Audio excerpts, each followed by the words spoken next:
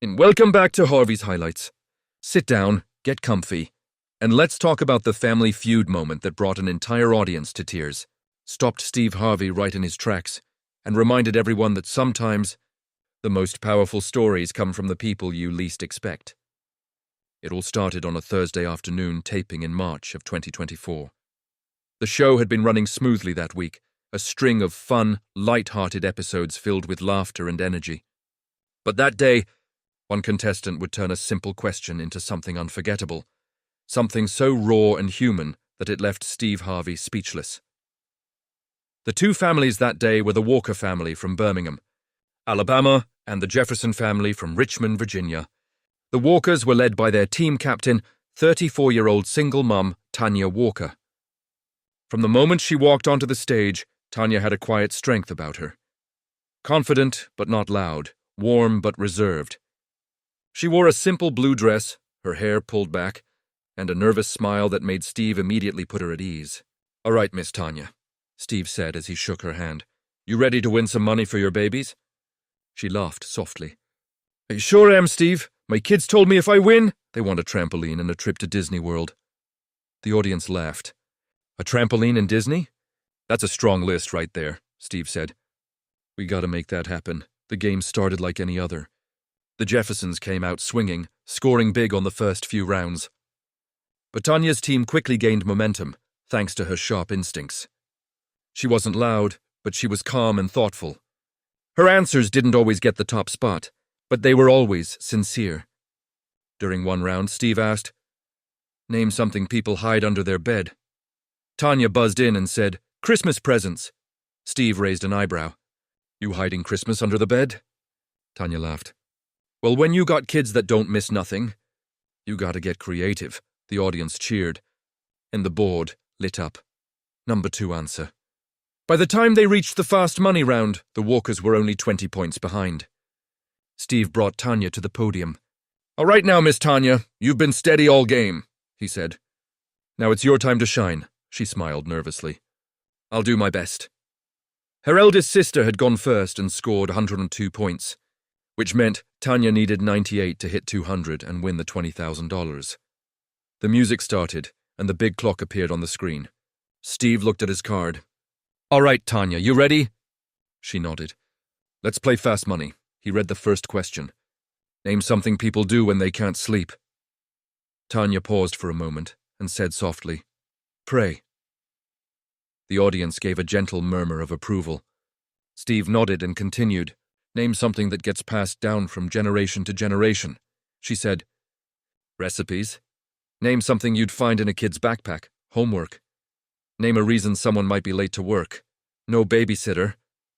Steve looked up at her, his expression softening for a moment before reading the final question. "Name something you do after your kids go to sleep." That's when everything changed. Tanya hesitated. She looked down, her lips tightening slightly, then took a deep breath and said quietly, "I cry." The audience fell silent. Steve blinked, thinking he'd misheard her. "I'm sorry, what did you say?" Tanya looked up, her eyes glossy but steady. "I said I cry." The crowd stayed completely still. Even the crew didn't move. You could hear the hum of the stage lights. Steve looked down at his card again, then back at Tanya. "You cry?" he repeated softly. She nodded. "Yeah, when they go to sleep, that's the only time I got to let it out. I cry sometimes. Not 'cause I'm sad all the time. Just, life gets heavy, you know. I try to stay strong for them, but when they asleep, that's when it hits me." Steve's expression changed. He set his card down on the podium and just looked at her.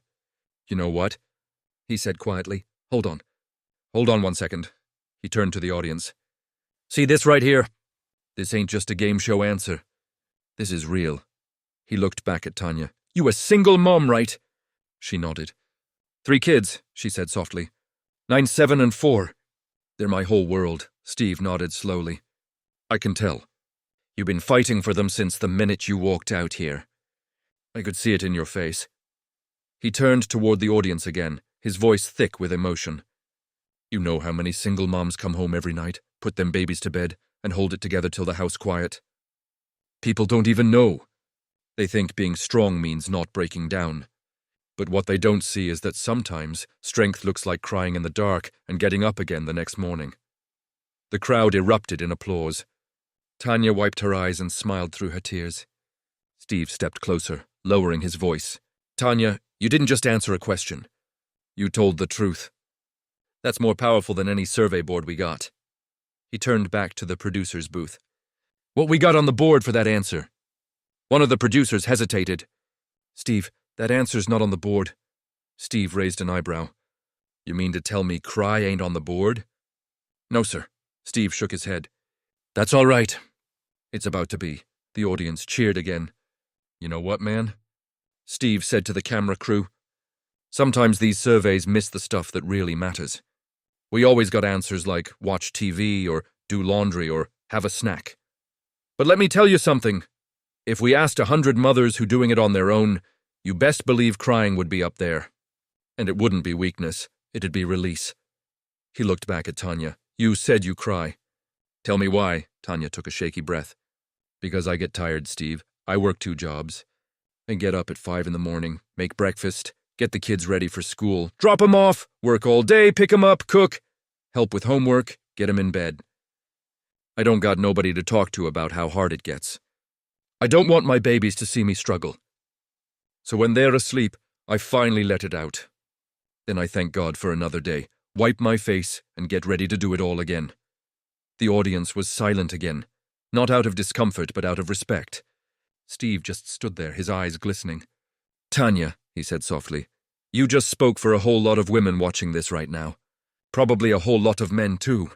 He paused, taking a deep breath. You just reminded us what real love looks like. It ain't fancy. It ain't always happy. But it's real. He turned to the control room again.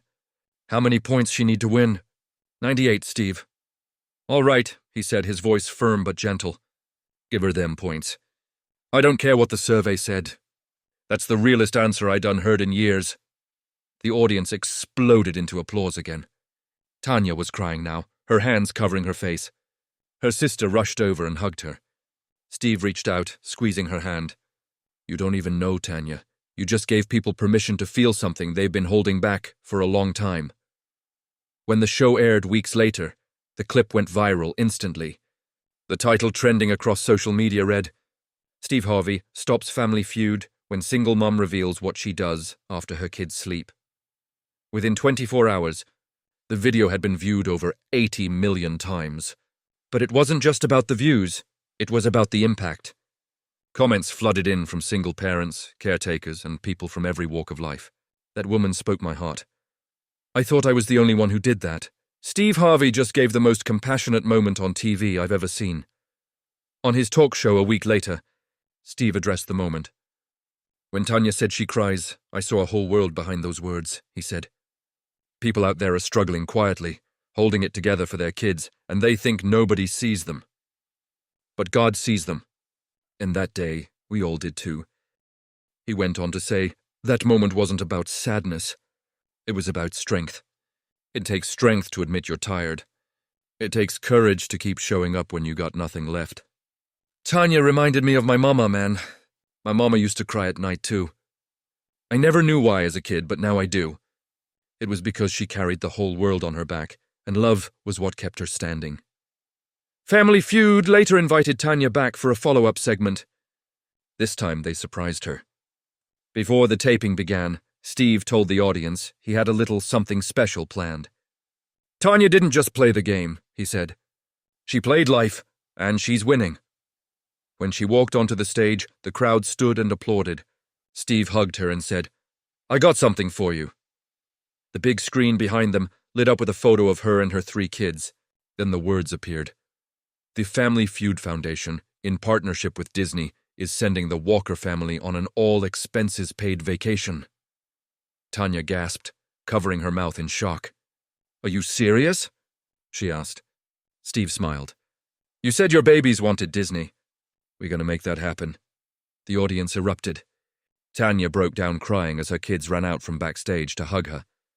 The moment became another viral hit. A full-circle story that reminded everyone that sometimes compassion is the greatest prize of all. Months later, in an interview, Tanya reflected on that day. "I didn't go on Family Feud thinking I'd cry on national TV," she said. "I just wanted to play and maybe win something for my kids." But what happened was bigger than money. It made me realize I'm not alone. That there are people out there who understand what it feels like to keep going, even when you're exhausted. And that it's okay to admit it.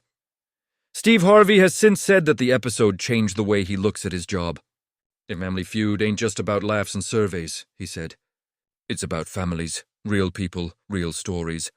Tanya reminded me that every person standing behind that podium got a story, got struggles, got hope. You never know what people are carrying until you ask the right question. Since that episode, Family Feud has started partnering with organizations that support single parents, providing resources and highlighting stories of resilience in everyday families. They even launched a digital campaign called After They Sleep, inspired by Tanya's words, encouraging parents to share what keeps them going during their toughest moments. The most remarkable thing about that day wasn't the tears or even the prize. It was the honesty, the kind that cuts through the noise and touches something universal. Because every parent, every caregiver, every person who's ever carried more than their share knows exactly what Tanya meant. That quiet moment after the world goes still.